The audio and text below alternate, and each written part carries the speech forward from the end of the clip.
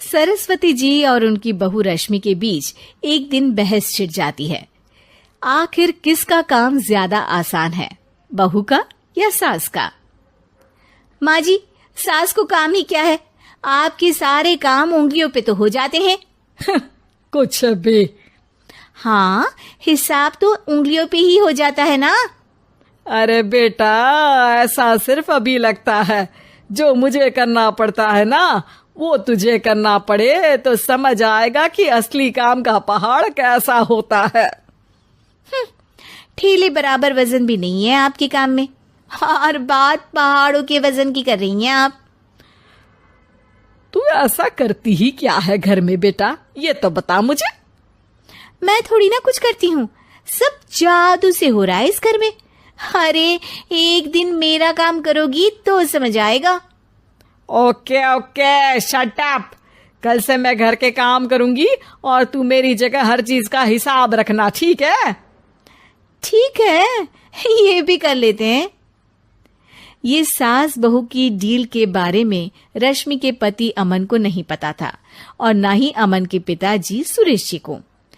पर गेहूं के साथ साथ जैसे घुन भी पिस जाता है, ये दोनों भी पीसने वाले थे। सुबह अमन उठकर रेडी होता है ऑफिस जाने के लिए, तो पता है उसके कपड़े नहीं निकले हुए हैं। अरे रश्मि, तुमने मेरे कपड़े नहीं निकाले? अपनी माँ से पूछो ना, उन्हीं का काम है ये। अमन अपनी माँ के पास जाता है। अब मेरे कपड़े आज आप देने वाले हो क्या माँ?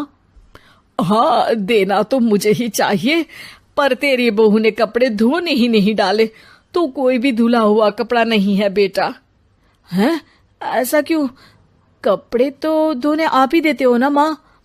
अरे बहू ने तुझे बताया नहीं, अब हम अदल बदल गए हैं।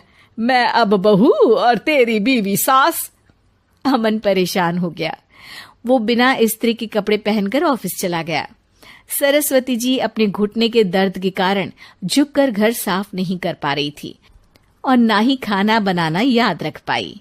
उधर रश्मि पहले ही दिन घर की चाबी घुमा चुकी थी और 300 रुपए का हिसाब अलग नहीं मिल रहा था। पर दोनों का ही घमंड कैलाश पर्वत से भी बड़ा था और दोनों ही खेमे एक दूसरे की बात मानने को बिल्कुल तैयार नहीं थे। शाम को जब सुरेश जी और अमन खाना खाने बैठते हैं तो सरस्वती जी उनके सामने गाजर और पपीते लाकर रख देती हैं। अरे माँ, ये क्या है?